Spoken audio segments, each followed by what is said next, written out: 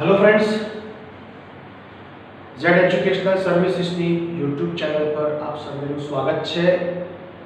TV બીકોમની પરીક્ષાઓ ખૂબ નજીક આવી રહી છે। ઓડિટિંગનો આજે આપણે લેક્ચર 3 લઈ રહ્યા છીએ। આ લેક્ચર 3 માં આપણે ત્રીજું જે યુનિટ છે વહેંચણી પાત્ર નફો ડિવિઝિબલ પ્રોફિટ, એમાં થિયરીના જે પ્રશ્નો હોય આપણે પહેલા લેક્ચરમાં લખાવી દીધા છે કે આટલા પ્રશ્નો તમને તૈયાર કરવાના છે, પણ એમાં કેટલા સમ પૂછાય છે જે તમારે 5 માર્કનો સમ યુનિવર્સિટીની એક્ઝામમાં આવતો હોય છે। અને જે એક્સપેક્ટેડ સમ છે અને કેટલી પેટર્નના સમ આવે છે એ એટલી પેટર્નના સમ આપણે કરીશું। તમે એને વ્યવસ્થિત રીતે પ્રિપેર કરજો તો તમારે આની અંદર પૂરા માર્ક્સ આવશે। અને આ મોસ્ટ ઇમ્પોર્ટન્ટ ટોપિક છે તમારી એક્ઝામમાં। 99.99% ડિવિઝિબલ પ્રોફિટનો એક સમ તમને પેપરમાં એકદમ છેલ્લે જોવા મળશે જ। अच्छा, હવે સમ મારે કરવા છે તો એના માટે મારે સ્ટેટમેન્ટની સિસ્ટમ સમજવી પડશે। Statement of divisible profit, statement showing calculation of divisible profit, ગુજરાતીમાં શું કહીશું આપણે? વહેંચણી પાત્ર નફાની ગણતરી દર્શાવતું પત્રક। આની અંદર મેં 3 સ્ટેપ લખેલા છે। Step number 1, profit of last year, એટલે છેલ્લા વર્ષનો જે નફો હોય એ આપણે મૂકીશું। એમાંથી માઈનસ સ્ટેચ્યુટરી ડેપ્રિસિએશન, અધરવાઇઝ આપણે એને બીજી ટર્મમાં બોલીએ તો ડેપ્રિસિએશન એઝ પર લો એવું બી કહી શકાય। ગુજરાતીમાં આપણે કાનૂની ઘસારો કહીશું। એ માઈનસ કરીશું એટલે આપણું સ્ટેપ નંબર 1 નો એક આન્સર આવશે જે કેરી ફોરવર્ડ કરીશું। એના પછી સ્ટેપ નંબર 2 છે, એના અંદર arrears of depreciation of past years, એટલે કે પાછલા વર્ષોનો ગણવાનો બાકી રહી ગયેલો ઘસારો હોય એ લખવામાં આવશે। એ માઈનસ કર્યા પછી જે આન્સર મળશે એને કેરી ફોરવર્ડ કરશો। અને પછી સ્ટેપ નંબર 3 ની અંદર તમારે 3 વસ્તુ લખવાની છે।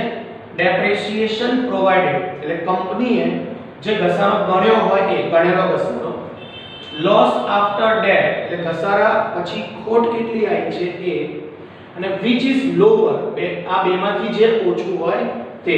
તો આ 3 રકમમાંથી જે ઓછું હશે એ અહીંયા લખવામાં આવશે અને એને માઈનસ કર્યા પછી જે આન્સર મળશે લાસ્ટ એને આપણે કહીશું ડિવિઝિબલ પ્રોફિટ, અધરવાઇઝ વહેંચણી પાત્ર નફો। અને કોઈ ક્વેશ્ચનમાં દાખલા ઉપરાંત એક એડિશનલ વસ્તુ પૂછશે, વધારાનો મુદ્દો પૂછશે કે રેટ ઓફ ડિવિડન્ડનો દર। તો અગર ડિવિડન્ડનો દર પૂછાય તો તમારે આ ફોર્મ્યુલા એપ્લાય કરવાનું। ડિવિઝિબલ પ્રોફિટ એટલે કે વહેંચણી પાત્ર નફો divide by paid up share capital, ભરપાઈ શેર મૂડી ગુણ્યા 100। આમ કરવાથી જે આન્સર મળશે આપણને પરસેન્ટેજમાં એને આપણે શું કહીશું? ડિવિડન્ડનો દર, એટલે કે રેટ ઓફ ડિવિડન્ડ। તો ફ્રેન્ડ્સ આના એક્ઝામ્પલ્સ સ્ટાર્ટ કરીએ આપણે। એક ફર્સ્ટ એક્ઝામ્પલ છે આપણી પાસે, એમાં લખ્યું છે calculate divisible profit for the year 2020, 2020 નો વહેંચણી પાત્ર નફો શોધો। અને મારી પાસે અહીંયા આટલો ડેટા આપેલો છે 2018, 19 અને 20 એનો આટલો ડેટા આપેલો છે। એક છે profit and loss before date, ઘસારો ગણ્યા પહેલાનો નફો ખોટ, માઈનસ દેખાય છે એક ખોટ સમજવાની, પ્લસ દેખાય છે એને પ્રોફિટ સમજવાનું। તો ફ્રેન્ડ્સ આપણે ઘસારો બાદ કર્યો, ડેટ માઈનસ કર્યો, પછી લોસ હતો 15000 અને 19 માં ડેટ માઈનસ કર્યા પછીનો લોસ છે 7500, 7500 અને 2020 ની અંદર ઘસારો માઈનસ કર્યા પહેલા 35000 રૂપિયા આપણને પ્રોફિટ થતો હતો। ઘસારો જે ગણેલો છે એ ડેપ્રિસિએશન પ્રોવાઇડેડ, એટલે એનો મતલબ શું? કંપનીએ કેટલો ઘસારો ગણ્યો, તો કંપનીએ 2018 ની સાલમાં 1500 ડેપ ગણ્યો, 2019 ની સાલમાં 1500 ડેપ ગણ્યો અને 2020 માં 5000 ઘસારો કંપનીએ ગણ્યો છે। ડેપ પ્રોવાઇડેડ મતલબ કંપનીએ જે કેલ્ક્યુલેટ કર્યો હોય ઘસારો એ। પછી છે ડેપ બાય લો, એટલે કાયદા મુજબનો ઘસારો। એનો મતલબ શું કે 2018 ની સાલમાં કંપની એક્ટ શું કહેતો હતો કે 12000 ઘસારો ગણો, તો કંપનીએ કેટલો ગણ્યો છે? 1500 ગણ્યો છે। 12,000 ગણવાની જગ્યાએ કંપનીએ 1500 ગણ્યો છે, એનો મતલબ 10,500 ઘસારો ગણવાનો બાકી રહી ગયો. એ જે બાકી રહી ગયો એને ઇંગ્લિશ ટર્મ્સમાં આપણે શું કહીશું? Arrears of depreciation. એટલે ગુજરાતીમાં શું કહીશું? પાછલા વર્ષનો ગણવાનો બાકી રહી ગયેલો ઘસારો. અંગ્રેજીમાં શું કહીશું? Arrears of depreciation. એવું 2019 ની સાલમાં જુઓ, કંપનીને કાયદા મુજબ એઝ પર લો કાયદા મુજબ કેટલો ઘસારો ગણવાનો હતો? 10,000. ત્યારે કંપનીએ કેટલો ગણ્યો છે? 1500. એમાં બી 10,000 ગણવાનો હતો ને 1500 ગણ્યો છે, તો રહી કેટલો ગયો? 8,500 ઘસારો ગણવાનો રહી ગયો. કંપનીએ એટલો ઘસારો ગણ્યો નથી. એને શું કહીશું આપણે? Arrears of depreciation. So let's start the question. Profit of last year 18, 19 અને 2020 માં લાસ્ટ એટલે છેલ્લું વર્ષ 2020 છે, એનો નફો કેટલો છે? 30,000. તો અહીંયા આપણે 30,000 ઘસારો મૂકીશું. સ્ટેચ્યુટરી ડેટ એટલે એનું બીજું નામ છે ડેપ્રિસિએશન બાય લો. ગુજરાતીમાં શું કહીશું? કાનૂની ઘસારો. તો 2020 ની સાલમાં કાયદા મુજબ કેટલો ઘસારો ગણવાનો હતો? 11,000. તો અહીંયા આપણે 11,000 રૂપિયા ડેપ્રિસિએશન મૂકીશું. 30,000 minus 11,000. તો અહીંયા આગળ આપણને 19,000 રૂપિયા જવાબ મળશે. પહેલા સ્ટેપનો આન્સર. હવે સ્ટેપ નંબર 2, એમાં તમારે શું લખવાનું છે? Arrears of date. 2018, 2019 આ બે વર્ષમાં જે ઘસારો ગણવાનો રહી ગયો હતો એ. તો 2018 ની સાલમાં કાયદા મુજબ ગણવાનો હતો કેટલો? 12,000. કંપનીએ ગણ્યો કેટલો? 1500. તો રહી ગયો કેટલો? 10,500. એટલે અહીંયા આપણે એરિયર્સ ડેપ્રિસિએશન મૂકીશું 10,500. 2019 ની સાલમાં કાયદો કે છે 10,000 ઘસારો ગણ, પણ કંપનીએ ગણ્યો ખાલી 1500. રહી ગયો કેટલો? 8,500. તો ડેપ્રિસિએશન અનકેલ્ક્યુલેટેડ એરિયર્સ ઓફ ડેપ્રિસિએશન 8,500. એટલે આનું ટોટલ આવશે 19,000. તો 19,000 માઈનસ 19,000, સોરી મિસ્ટેક છે આપણી. પ્રોફિટ ઓફ લાસ્ટ યર 35,000 છે બિફોર ડેપ્રિસિએશન, એ મૂકવામાં આવશે. 35,000. સ્ટેચ્યુટરી ડેટ આપણે 11,000 કાઉન્ટ કરવાનો છે, એટલે અહીંયા આગળ 24,000 રૂપિયા મળશે. 24,000 માંથી આ રહી ગયેલો ઘસારો 19,000 માઈનસ થશે, એટલે 5,000 રૂપિયા ડેપ આવશે. આ આન્સર આવશે. આ જે આન્સર આવ્યો સ્ટેપ 2 નો આન્સર આવ્યો. હવે સ્ટેપ 3 લાસ્ટ સ્ટેપ ગણીએ. 2018 ની સાલમાં ડેપ્રિસિએશન ગણેલો કેટલો છે કંપનીએ? પ્રોવાઇડેડ એટલે ગણેલો. તો ગણેલો ઘસારો કેટલો છે કંપની? 1,500 રૂપિયા. અને લોસ આફ્ટર ડેટ તો એ લખ્યું છે profit and loss after date કેટલો છે? 16,500. ઘસારો ગણ્યા પછીનો લોસ કેટલો છે? 16,500. અને આ બેમાંથી શું લખ્યું? whichever is lower. બેમાંથી જે ઓછું હોય તે, જે ઓછું હોય તે. તો 1,500 અને 16,500 માં ઓછું શું છે? 1,500. 2019 માં ડેપ પ્રોવાઇડેડ કેટલો છે? 5,000. જ્યારે કંપનીને ઘસારા પછીની કોટ કેટલી છે? Profit and loss after date 2019 માં ડેપ પ્રોવાઇડેડ 1,500 અને ડેપ્રિસિએશન પછીનો લોસ કેટલો છે? 9,000. whichever is lower. આ બંનેમાંથી લોવર શું છે? 1,500. 1,500. 1,500 18 ને 19 માં 3,000 રૂપિયા અહીંયા આઉટસાઇડ લખવામાં આવશે. આ માઈનસ કરશો 5,000 માઈનસ 3,000 એટલે આપણને એનો આન્સર મળશે 2,000, જેને આપણે શું કહીશું? ડિવિઝિબલ પ્રોફિટ, વહેંચણી પાત્ર નફો.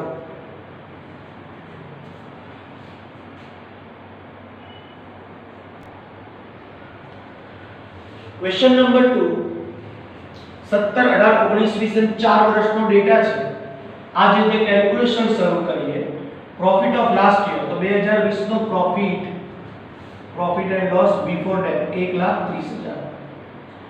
ઘસારા પહેલાનો જે પ્રોફિટ હશે એ મૂકવાનો, એના અંદરથી સ્ટેચ્યુટરી ડેટ એટલે કાયદા મુજબનો ઘસારો 40,000 રૂપિયા લેસ કરવાનો. આન્સર શું મળશે? 90,000. સ્ટેપ 1 નો આન્સર આટલો આવશે.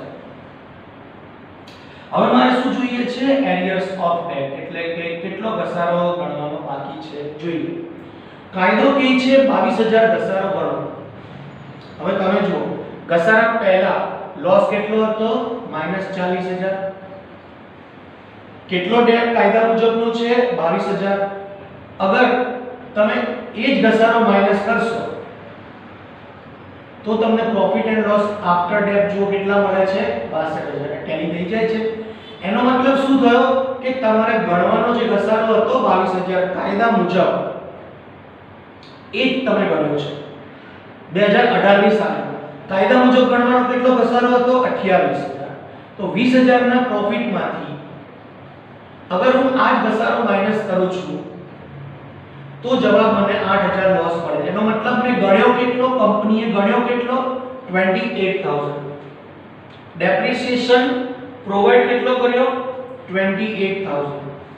અને કાયદા મુજબ કેટલો ગણવાનો હતો? 28,000. તો રહી ગયો કેટલો? 0. ગણવાનો હતો કાયદા મુજબ 28,000 અને ગણ્યો બી 28,000. કાયદા મુજબ ગણવાનો હતો 22,000 અને ગણ્યો પણ 22,000. તો રહી ગયો કેટલો? 0. ઇટ મીન્સ આ દાખલામાં 2019 માં બી એવું જ છે. 24,000 ડેટ છે. ડેટ પહેલાનો નફો છે. એમાંથી 34,000 ડેટ લેસ કરું તો પછી અહીંયા મને જવાબ મળશે 10,000 નો લોસ. ઇટ મીન્સ કાયદો કહે છે 34,000 ઘસારો ગણો અને કંપનીએ ગણ્યો બી કેટલો છે? 34,000. એટલો મતલબ એવો થાય કે જે કાયદામાં હતો એ જ ઘસારો ગણ્યો છે. એટલે ગણેલો અને કાયદા મુજબનો ઘસારો અલગ અલગ નથી. તો ઘસારો ગણવાનો રહી જતો નથી. 22,000 ગણવાનો હતો, 22,000 ગણ્યો છે. એટલે એરિયર્સ ઓફ ડેટ કેટલો? 0. 28,000 ગણવાનો હતો, 28,000 જ ગણ્યો છે. કેલ્ક્યુલેટ કરવાનું હતું 34,000, 34,000 જ ગણ્યો છે. It means arrears of depreciation આમાં નથી. તો એરિયર્સ ઓફ ડેટ છે જ નહીં. તો આગળ કેટલા કેરી ફોરવર્ડ થશે? 90,000. સ્ટેપ 3 માં આવું છું. સ્ટેપ 3 માં મારે ડેટ પ્રોવાઇડેડ એટલે ગણેલો ઘસારો લખવો પડશે. તો ડેટ પ્રોવાઇડેડ આ 2017 માં 22,000 ડેટ ગણ્યો હતો, 2018 માં 28,000 ડેટ ગણ્યો હતો અને 2019 ની સાલમાં 34,000 ડેટ ગણ્યો છે. જ્યારે ઘસારા પછીનો લોસ કેટલો છે? તો profit and loss after date પહેલા 2017 માં 62,000 છે, 2018 માં 8,000 છે અને 2019 માં 10,000 છે. બરાબર છે. હવે which ever is lower બેમાંથી જે ઓછું હોય તે અહીંયા લખવાનું છે. 22,000 62,000 માં ઓછું શું? 22,000. Out of these two which one is lower? 8,000 is lower. And out of these two figures which one is lower? 10,000 is lower. So write here 10,000. 22,000 plus 8,000 plus 10,000 it means 40,000. Here we have to write 40,000.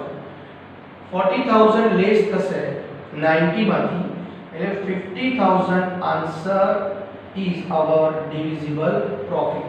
અહીંયા આપણે title લખીશું it is our divisible profit.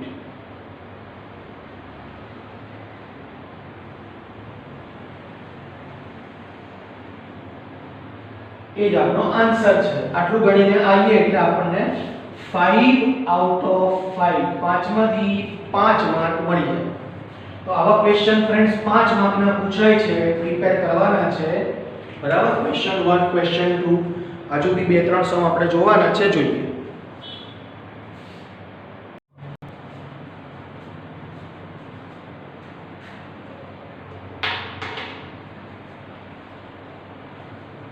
Hello friends, હવે આપણે question number 3 એ જોઈએ. Find divisible profit for the year 2020 for Z Educational Limited. આની અંદર આપણને આટલો ડેટા આપ્યો છે. આ સ્ટેટમેન્ટ ની અંદર આપણે વેલ્યુ મૂકીએ, સ્ટેપ 1 2 3 પૂરા કરીએ એટલે આપણને ડિવિઝિબલ પ્રોફિટ મળી જાય. પહેલા રકમને સમજી લઈએ.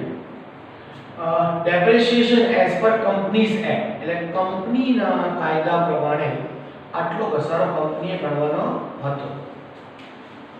18-19 માં 50,000 રૂપિયા કાયદા મુજબ ગણવાનો હતો. 20,000 ગણવાનો જ રહી ગયો. 50,000 ગણવાનો હતો. અનએબ્સોર્બ્ડ નો મીનિંગ શું થાય? એટલો ઘસારો કંપનીએ ગણ્યો નથી. તો કેટલો ગણ્યો હશે? 30,000. Company has to charge debt 50,000 and here unabsorbed debt is given 20,000. It means this depreciation is not taken into consideration. It means company has provided 30,000 debt. ગણવાનો હતો 50,000, એના જગ્યાએ 30,000 એમણે ગણ્યો છે એટલે આને શું કહેવાય? Provided date. કંપનીએ જે ગણ્યો છે એને શું કહેવાય? Provided date. આને શું કહેવાય? ડેટ એઝ પર લો. ડેટ એઝ પર લો, પ્રોવાઇડેડ ડેટ. અને અનએબ્સોર્બ ગણવાનો રહી ગયો કેટલો? 20,000. 50 ગણવાનો હતો, 30,000 ગણ્યો, 20,000 રહી ગયો. એવી રીતે 1920 માં કાયદા મુજબ ગણવાનો કેટલો હતો? એઝ પર લો 60,000 કાઉન્ટ કરવાનો હતો. પણ કંપનીએ 10,000 અનએબ્સોર્બ ગણ્યો નથી. એનો મતલબ 50,000 ગણ્યો છે. 60,000 ગણવાનો હતો ડેટ. 10,000 is unabsorbed. મતલબ 10,000 is not taken into consideration.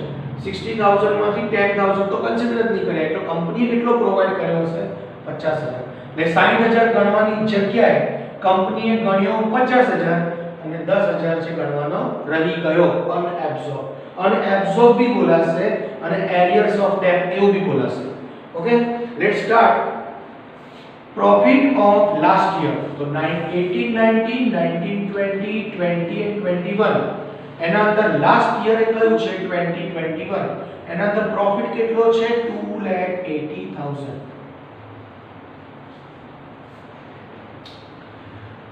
Minus depreciation as per લો. તો છેલ્લા 20-21 ના વર્ષમાં depreciation as per companies act. Companies act, act એટલે કાયદો, કાયદો એટલે લો. બરાબર છે? તો શું લખ્યું છે? ડેપ્રિસિએશન એઝ પર લો. એનું બીજું નામ શું છે? Statutory date. અને ગુજરાતીમાં શું લખાય? કાયદા મુજબનો ઘસારો. એ આટલો છે. પહેલા વર્ષે 50,000, સોરી છેલ્લા વર્ષે 80,000. તો 80,000 અહીંયા કાઉન્ટ કરીશું. ફર્સ્ટ સ્ટેપ ના પછી જે આન્સર આવે છે 2 lakhs એને કેરી ફોરવર્ડ કરો. હવે સ્ટેપ નંબર 2 માં જે વર્ષ છેલ્લું છે 20-21 એના અગાઉના બે વર્ષ 18-19 19-20 આ બંને વર્ષના એરિયર્સ ઓફ ડેટ જોઈએ. મતલબ અનએબ્સોર્બ્ડ ડેટ જોઈએ. એરિયર્સ ઓફ ડેટ બોલો, અનએબ્સોર્બ્ડ ડેટ બોલો કે ગુજરાતીમાં ગણવાનો બાકી રહી ગયેલો ઘસારો એવું બોલો. એક જ થયું. તો 20,000 રૂપિયા 18-19 નો ડેટ અનએબ્સોર્બ છે અને એના પછીના વર્ષે 10,000 અનએબ્સોર્બ છે. ઇટ મીન્સ કે 20,000 અને 10,000 એટલે ટોટલ 30,000 અનએબ્સોર્બ છે. તો 2 લાખ માંથી 30,000 અનએબ્સોર્બ છે એટલે આન્સર 1,70,000 રૂપિયા કેરી ફોરવર્ડ થશે. હવે last step depreciation provided. Company કેટલો ઘસારો ગણ્યો એને શું બોલાશે? Depreciation provided. ગુજરાતીમાં શું લખવાનું? કંપનીએ ગણેલો ઘસારો. તો જુઓ 30,000 ગણ્યો તો 18-19 ના વર્ષમાં, 50,000 ગણ્યો તો 19-20 ના વર્ષમાં. ક્લિયર? અને ઘસારો ગણ્યા પછી ખોટ કેટલી આવી? તો ઘસારા પહેલા કેટલી ખોટ હતી? 1,50,000. કંપનીએ ગણ્યો કેટલો? 1,50,000 ખોટ તો ઓલરેડી હતી 18-19 માં ઘસારા પહેલા, profit and loss before date. અને કંપનીએ કેટલો ઘસારો ગણ્યો? 30,000 ઘસારો ગણ્યો. તો ખોટ હવે કેટલી થઈ જાય 1,80,000. તો આ ઘસારા પહેલાની ખોટ, આ કંપનીએ ગણેલો ઘસારો અને આ ઘસારા પછીની ખોટ. આને કહીશું આપણે profit and loss before debt, આને કહીશું ડેટ પ્રોવાઇડેડ અને આને કહીશું profit and loss after debt. તો profit and loss after debt 18-19 ની સાલમાં 1,80,000 છે. એવી રીતે સેકન્ડ યર ઘસારા પહેલાની ખોટ કેટલી હતી 1,20,000. 19-20 ની સાલમાં profit and loss before debt કેટલો લોસ હતો 1,20,000. કંપનીએ બીજા વર્ષે કેટલો ઘસારો ગણ્યો, ડેટ પ્રોવાઇડ કેટલો કર્યો, પ્રોવાઇડ 50,000 પ્રોવાઇડ ડેટ કર્યો, તો આપણને 1,70,000 ખોટ મળશે. તો 1,20,000 અને 50,000 એટલે આપણી ઘસારા પછીની ખોટ કેટલી આવશે 1,70,000. Loss after date 1,70,000. શું લખ્યું છે whichever is lower, આ બેમાંથી જે ઓછું હોય એ. તો 30,000 અને 1,80 માં ઓછું શું છે 30,000. 50,000 અને 1,70 એમાં ઓછું શું છે 50,000. તો જે whichever is lower વાળી જે અમાઉન્ટ છે 30,000 અને 50,000 એટલે કે 80,000 એ અહીંયા ડિડક્ટ કરવામાં આવશે, બાદ કરવામાં આવશે. એટલે આપણને આન્સર મળશે 90,000 ડિવિઝિબલ પ્રોફિટ. પ્લસ સાઇન કરો કે ના કરો, પ્રોફિટ હંમેશા પ્લસ જ હોય. તો આ રીતે આ સમ સોલ્વ થશે.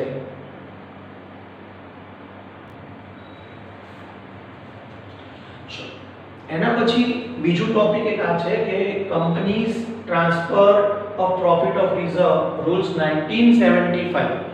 એનો શું છે મતલબ, રેટ ઓફ પ્રપોઝ ડિવિડન્ડ. એટલે કંપની આટલા ટકા ડિવિડન્ડ આપવા માંગતી હોય તો કંપનીએ પોતાના પ્રોફિટમાંથી, ડિવિઝિબલ પ્રોફિટમાંથી અમુક રકમ, અમુક પર્સન્ટેજ ઓફ રકમ એ તમારે રિઝર્વમાં ટ્રાન્સફર કરવી પડે. ફોર એક્ઝામ્પલ, અગર કંપની 10% કરતા ઓછું ડિવિડન્ડ આપવા માંગે છે, company wants to declare dividend less than 10%, then there is no requirement of transfer any amount of profit to reserve. તો કોઈ પણ નફાની રકમને આપણે અનામતમાં લઈ જવાની થતી નથી. પણ અગર કંપની 10% થી 12.5% ની વચ્ચે ડિવિડન્ડ આપવા માંગે છે તો કંપનીએ પ્રોફિટના 2.5% જનરલ રિઝર્વમાં ટ્રાન્સફર કરવા પડે આઉટ ઓફ પ્રોફિટ. 12 થી 15% ની વચ્ચે ડિવિડન્ડ આપવા માંગે છે તો કંપનીએ ડિવિઝિબલ પ્રોફિટના 5% રિઝર્વમાં ટ્રાન્સફર કરવા પડશે. 15 થી 20% ની વચ્ચે ડિવિડન્ડ આપવા માંગે છે તો 7.5% રિઝર્વમાં ટ્રાન્સફર કરવા પડશે. And if rate of dividend is exceeding 20%, 20% કરતા વધારે રેટ ડિવિડન્ડ આપવા માંગે છે તો કંપનીએ 10% કરતા ઓછા નહીં, ઇટ મીન્સ 10 કે એના કરતા વધારે રકમ જીઆરમાં ડિવિઝિબલ પ્રોફિટમાંથી ટ્રાન્સફર કરવું પડશે. આ ચાર્ટ આપણે યાદ રાખીએ તો એના બેઝ ઉપર આવો એક્ઝામ્પલ એક્ઝામમાં આવી શકે. ગુજરાત યુનિવર્સિટી 2008 માં પૂછાયેલો એક્ઝામ્પલ છે કે profit before taxes of Z educational limited is ₹10 lakhs. 10 lakh રૂપિયાનો કંપનીને નફો થયો and rate of tax is 40%, 40% tax છે. 10 લાખના 40% એટલે 4 લાખ. 4 લાખ રૂપિયા ટેક્સ બાદ કરી દો એટલે 6 લાખ. એ 6 લાખને આપણે અહીંયા કહીશું ડિવિઝિબલ પ્રોફિટ, 6 લાખ રૂપિયા. આગળ ક્વેશ્ચન શું છે જુઓ. Calculate the amount required to be transferred to general reserve. સામાન્ય અનામતમાં લઈ જવાની રકમ શોધો. If the company decides to declare dividend on share capital at the rate of 10%, 12%, 16%, 13% respectively, અગર કંપની ડિવિડન્ડ 10%, 12%, 16%, 30% આપવા માંગે છે તો કંપનીએ અનામતમાં નફામાંથી કેટલી રકમ લઈ જવી જોઈએ? તો જો રેટ ઓફ ડિવિડન્ડ આપણને આપ્યા છે 10%, 12%, 16% and 30%. તો અનામતમાં કેટલા રૂપિયા લઈ જવા, કેટલી રકમ લઈ જવી એ નક્કી કરીએ. આપણો ડિવિઝિબલ પ્રોફિટ 10 લાખમાંથી 40% એટલે કે 4 લાખ ટેક્સ બાદ કરું છું એટલે 6 લાખ રૂપિયા ડિવિઝિબલ પ્રોફિટ છે એના અગર 10% ડિવિડન્ડ આપવા માંગે છે કંપની તો શું લખ્યું નો અમાઉન્ટ ઇઝ રિક્વાયર્ડ 0 કોઈ ગણવાનું નથી it means no requirement to transfer તો અહીંયા ટ્રાન્સફર કરવાની કોઈ જ જરૂર નથી 10% ડિવિડન્ડ આપવા માંગે છે ત્યાં સુધી અગર કંપની 12% ડિવિડન્ડ આપવા માંગે છે તો બીજા સ્લેબમાં ત્રીજા સ્લેબમાં આવશો ને 12% સોરી અહીંયા મિસ્ટેક છે મારી 12.5% ઓકે તો સેકન્ડ સ્લેબમાં આવશો 12% 12% 10 અને 12.5 ની વચ્ચે આવશે એટલે not less than 2.5% it means profit ના 2.5% કરવાનો ડિવિઝિબલ પ્રોફિટ કેટલો હતો 6 લાખ એના 2.5% કરીએ તો અહીંયા આગળ 15000 રૂપીસ 15000 રૂપિયા કંપનીએ પ્રોફિટમાંથી જનરલ રિઝર્વમાં ટ્રાન્સફર કરવા પડે 16% ડિવિડન્ડ આપવા માંગે છે તો ફોર્થ સ્લેબમાં આવશે 16% 15 થી 20% ની વચ્ચે આવે 16% એટલે 7.5% 7.5% ટ્રાન્સફર કરવા પડે તો divisible profit 6 lakhs into 7.5% equal to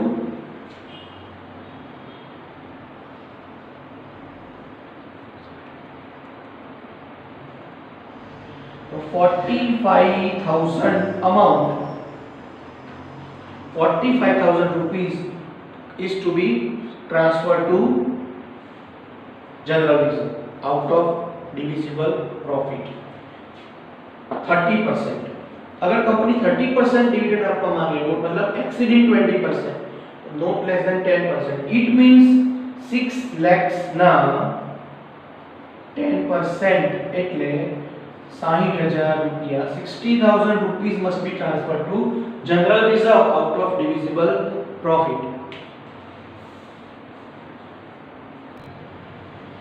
Question number 5 એક આ પેટર્ન નો બી સમ એક્ઝામ માં આવી શકે છે The following data is of Z Educational Limited net profit 5 lakhs securities premium એટલે જામીનગીરી premium 1 lakh capital redemption reserve એટલે કે મૂડી પરત અનામત 2,50,000 net profit from sale of fixed assets કાયમી મિલકતો વેચવાથી થતો નફો 3,20,000 એને કેપિટલ પ્રોફિટ કહેવાય મૂડી નફો કહેવાય મિલકતો વેચવાથી નફો થાય તો મૂડી નફો મિલકતો વેચવાથી ખોટ જાય તો મૂડી ખોટ capital profit capital loss the profit arising from sale or purchase of any asset that profit is known as capital profit and if loss arises then it is known as capital loss અને એના પછી આપ્યું છે accumulated capital loss of past years પાછલા વર્ષનો મિલકતો વેચવાથી loss કેટલો આપેલો છે 20000 capital loss મૂડી ખોટ 20000